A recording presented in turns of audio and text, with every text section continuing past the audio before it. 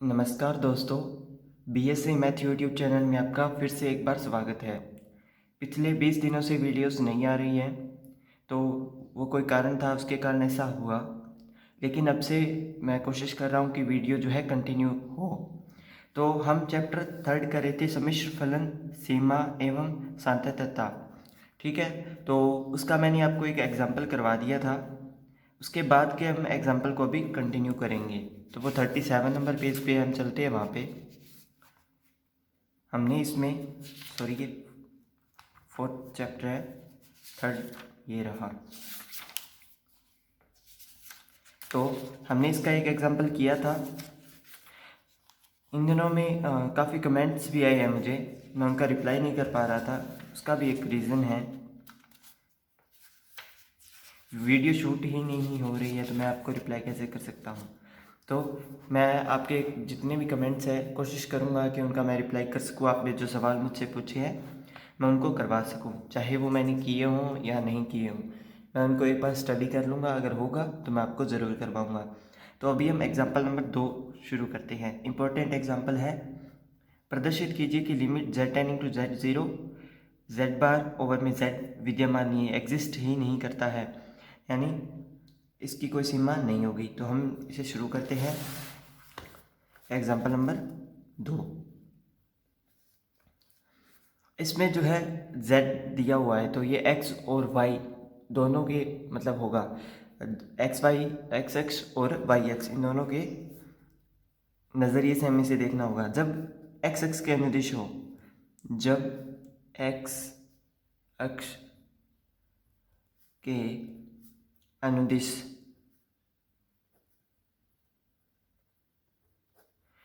जब जो लिमिट है वो z tending to 0 x x के अनुदिश हो, तो x x पर जो है वो y तो हमेशा 0 रहेगा। और z बराबर में हम जानते हैं कि x प्लस में आइटा y होता है, तो इसका मतलब y जो है वो 0 है, इसका मतलब यहाँ पे भी x आएगा। एवं z बार की बात करें तो वो x माइनस आइटा y, क्योंकि बार के कारण आइटा की वैल्यू चेंज हो जाती है, तो ये x। ठीक है, अतः जो लिमिट होगी, limit z tending to 0 z bar over में z, और इस बार लिमिट y टेंडिंग टू 0, क्योंकि हम जो है x अक्ष के अनुदिश बात करेंगे, तो y तो यहाँ पे 0 होगा, तो y टेंडिंग टू 0 और x ओवर x आएगा, क्योंकि इन दोनों की वैल्यू हमें x ही मिली है, तो हमें 1 प्राप्त हुआ। ये हमारी समीकरण नंबर 1 हो गई है। अब हम इसे y अक्ष के अनुदिश देखेंगे पुनः। जब y अक्ष के अनुदिश z टेंडिंग टू 0, तो x बराबर 0, तो z is equal to x plus में आइटा y। x 0 होगा तो आइटा y आएगा, एवं z bar is equal to x minus में आइटा y, तो ये माइनस का आइटा y हो गया है। अभी मैंने कुछ देर पहले बीएससी फाइनल ईयर और एमएससी के जो है टाइम टेबल देखे हैं, तो आपके 27 जुलाई से जो है एग्ज़ाम शुरू होने वाले हैं, तो आप स्टडी शुरू रखिए। हो सकता है कि एग्ज़ाम कैंसिल भी हो जाएं, लेकिन चांस नहीं है कि अभी कैंसिल हो। लास्ट ईयर तो जो है जुलाई के जो एग्ज़ाम थे वो कैंसिल हो गए थे, लेकिन इस बार का भी पता नहीं है। कोरोना की थर्ड वेव का भी हमें इसके बारे में कोई ज़्यादा जानकारी नहीं है। तो हम z और z बार की वैल्यू जो है इस बार y में पुट करेंगे, तो ये माइनस का आइटा y ओवर में iota y is equal to minus का 1 आ गया। तो समीकरण 1 और 2 जो है हमें इक्वल नहीं मिली है, मतलब दोनों अक्षों पर जो वैल्यूज़ है वो अलग अलग हैं, बराबर नहीं है। अतः जो limit z tending to z tending to 0 z bar over में z जो है वो एग्जिस्ट नहीं करती है या विद्यमान नहीं है। ठीक है, इसके बाद एग्जाम्पल नंबर 3 देखिए, हमने इसे तो कर लिया है। एग्जाम्पल नंबर 3 की बात करते हैं हम। यहाँ पे z0 की जगह आप 0 भी यूज़ कर सकते हैं। ओके, एग्जाम्पल नंबर 3 क्या बोल रहा है ये देख लेते हैं हम। वैसे तो इसमें दे रखा है हमें, जैसे हमारे टीचर ने बताया था कि जो एग्जाम्पल है वो आपको गलत जो है, सही नहीं है ये एग्जाम्पल, लेकिन फिर भी उन्होंने हमें करवाया था। तो मैं एक बार एग्जाम्पल बोलता हूँ। यदि एफ जेड तथा G Z comma Z is equal to Z0 पर सतत हो तो सिद्ध कीजिए कि एफ प्लस जी जेड और एफ डॉट जी जेड भी इस बिंदु पर सतत होंगे। सतत प्रूफ करना है हमें। तो सतत में जो है सीमा की परिभाषा और कुछ चीज़ें आती हैं, वो देख लेते हैं हम। एग्जाम्पल नंबर 3 जो है हम यहाँ पे कर रहे हैं। तो सीमा की परिभाषा के बारे में मैंने आपको बताया था कि limit z tending to Z0 और f of z is equal to L। इसके बारे में मैंने आपको पहले की वीडियोस में या जो इस चैप्टर की वीडियो थी उसमें बता दिया होगा, याद नहीं है मुझे, काफ़ी टाइम हो गया है। तथा limit z tending to Z0 g z, यहाँ पे हमें दो फंक्शन लेने होंगे, तो मैंने यहाँ पे एक को जी जेड और एक को एफ जेड मान लिया है। तब यहाँ पे जो है एप्सिलॉन और डेल्टा दो आएंगे वैल्यू जो कि 0 से बड़ी होंगी और लगभग 0 के बराबर होंगी। एप्सिलॉन और डेल्टा प्रॉपर्टी, इसके बारे में भी मैंने आपको पहले बता दिया था। जो F of mode of F Z minus L होता है वो छोटा होता है एप्सिलॉन से। यहाँ पे हम इसको एप्सिलॉन बाई 2 यूज़ करेंगे क्योंकि हमें यहाँ पे दो फंक्शन है। तो ये एप्सिलॉन बाई 2, इसको इस इक्वेशन 1, जबकि z माइनस Z0 छोटा होगा डेल्टा 1 से। ठीक है, z माइनस Z0 डेल से छोटा होगा और ये वाली वैल्यू जो है वो एप्सिलॉन से छोटी होगी। ठीक है, और अब जी जेड की भी बात कर लेते हैं। जी जेड माइनस एल डैश जो कि छोटा होगा एप्सिलॉन बाई 2 से, क्योंकि एक बार आधा एप्सिलॉन यहाँ आधा यहाँ। इसको इक्वेशन नंबर 2 मान लेते हैं, और जबकि और इसके आगे जो z माइनस Z0 है वो बता देते हैं छोटा है डेल्टा 2 से। ठीक है, और डेल्टा जो है वो यहाँ पे मिनिमम है, जैसा कि एप्सिलॉन होता है 0 के नियर अबाउट। ठीक है, तो अभी हमें दो चीज़ें प्रूव करनी है, एक तो इनके मध्य प्लस और एक इनके मध्य डॉट। तो पहला है वो हम प्लस प्रूव करेंगे। तो एफ ऑफ जेड प्लस में जी ऑफ जेड, अगर मैं इन दोनों फंक्शन को जोड़ूंगा तो इसके साथ ये भी जो है इसमें ऐड होंगे। ठीक है, तो ये दोनों ही माइनस हो रहे हैं, तो मैं इन माइनस का निशान यहाँ ले आता हूँ और इनको एक ब्रैकेट में कर लेता हूँ। ठीक है, अब यहाँ पे आगे हम इसे सॉल्व करते हैं। तो माइनस वाली वैल्यू मतलब F minus Z, F Z minus L कर लूँगा और जी जेड माइनस एल डैश कर लूँगा।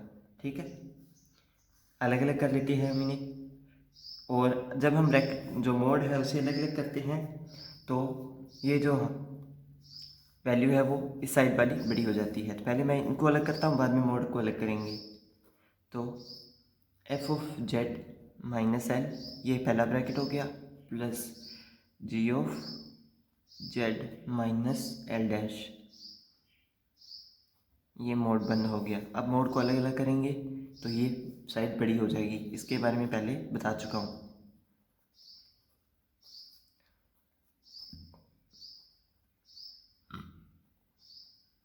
ये मैंने इसको अलग अलग कर लिया है। अब इसकी वैल्यू हमें पता है कि एप्सिलॉन बाई 2 है। एप्सिलॉन जो वैल्यू है वो इससे भी बड़ी है, तो ये बराबर वाला निशान हटेगा। यहाँ पे एप्सिलॉन बाई 2 प्लस में एप्सिलॉन बाई 2 आ गया हमारे पास, और यहाँ पे लिख देंगे जबकि जो z माइनस Z0 है वो छोटा है डेल्टा से। तो यहाँ पे हम दोबारा से इस पे लिमिट लगाएंगे, मतलब जो हमें f ऑफ z प्लस में g ऑफ z करना था ना उस पर। तो limit z tending to Z0 mod of f of z plus में g ऑफ z, जो कि हमें l प्लस एल डैश अगर आप देखेंगे तो इनकी वैल्यू जो है वो यही होगी, ठीक है ना। तो एफ ऑफ जेड प्लस में जी ऑफ जेड, जो कि जेड बराबर जेड जीरो पर स्थित है, ठीक है। इसी प्रकार हम इनके जो है मल्टीप्लाई वाले को शुरू करते हैं। तो ये तो कंप्लीट हो गया है और यहाँ पे वैल्यू भी जो है हमारे पास एप्सिलॉन आ गई है। यहाँ पे एल प्लस एल डैश इसलिए आया है क्योंकि एफ ऑफ जेड अगर लिमिट अप्लाई करते हैं हम, तो यहाँ पे देखिए F of Z is equal to L है और यहाँ पे G of Z is equal to L dash.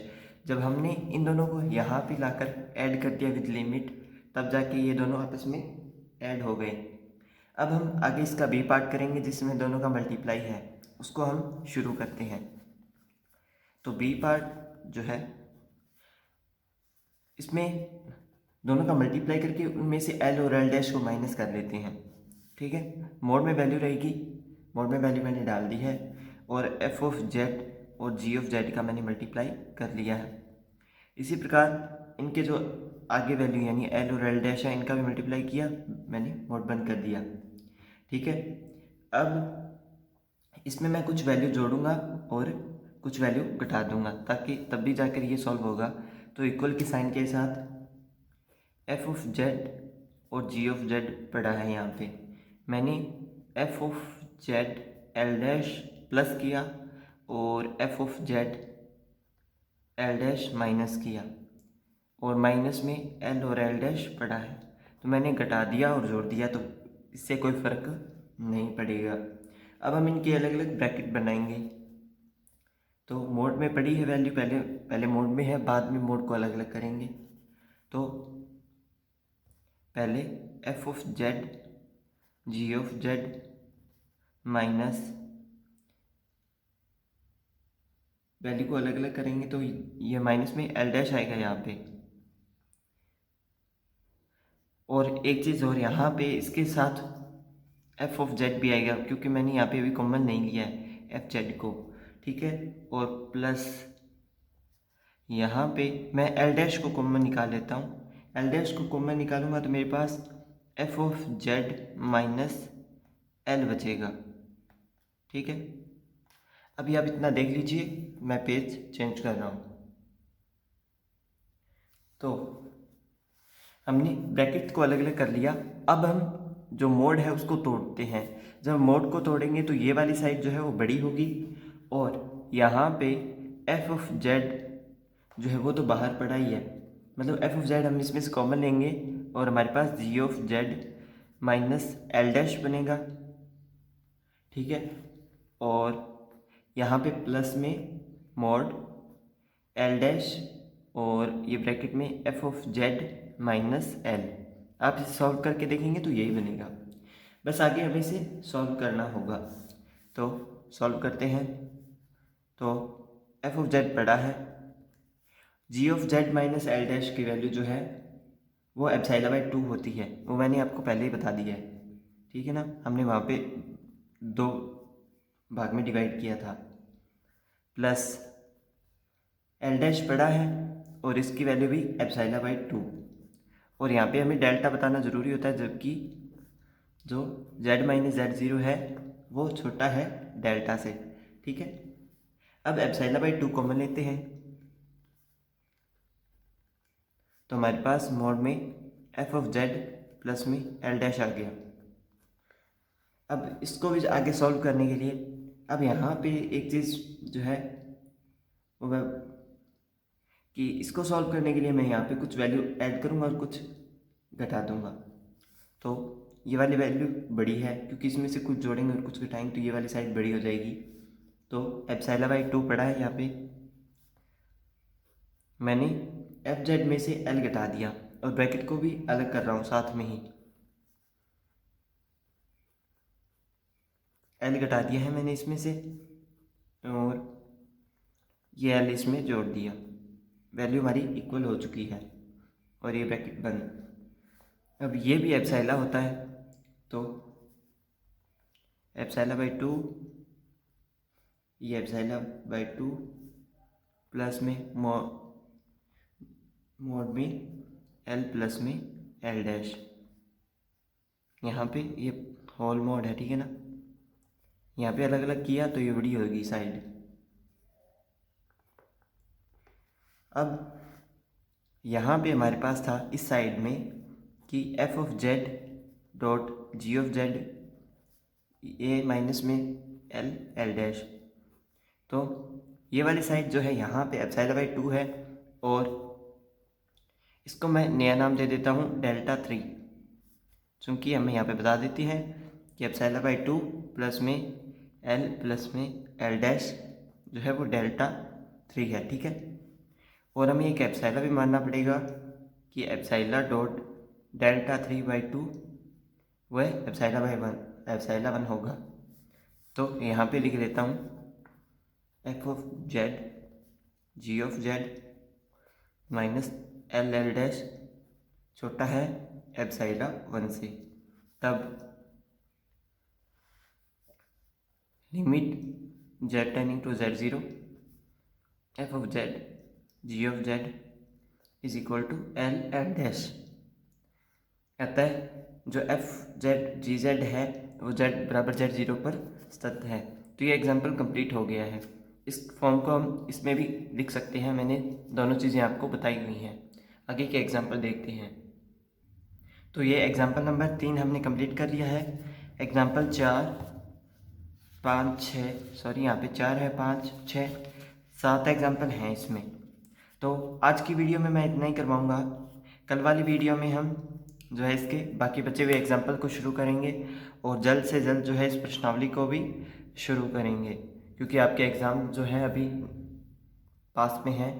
आपका पेपर फर्स्ट जो है वो सबसे पहले होगा, अतः उसका जो सिलेबस है वो मैंने पहले कंप्लीट करवा दिया है। इस पेपर में सिर्फ आपके 4 चैप्टर रह रहे थे, जिसमें से दूसरा चल रहा है, 2 बाकी रह गए हैं। और इसके अलावा थर्ड पेपर की एक कंप्लीट बुक ऑप्टिमाइजेशन टेक्निक जो है वो अभी पड़ी है।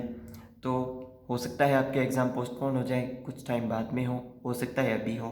तो इसका पुख्ता जानकारी मेरे पास नहीं है, लेकिन मैं जो है कंप्लीट करवाने की कोशिश कर रहा हूँ। तो जो भी मेरे नए व्यूवर्स हैं, प्लीज़ मेरे चैनल को सब्सक्राइब कीजिए और अपने फ्रेंड्स के साथ मेरे वीडियोस को शेयर कीजिए, ताकि उन तक भी जो है ये कंटेंट पहुंच सके और वो एग्ज़ाम में अच्छे से तैयारी कर सकें। तो वीडियो अगर पसंद आए तो लाइक कर दीजिए, अपने फ्रेंड्स के साथ शेयर कर दीजिए और चैनल सब्सक्राइब कर लीजिए। वीडियो देखने के लिए धन्यवाद।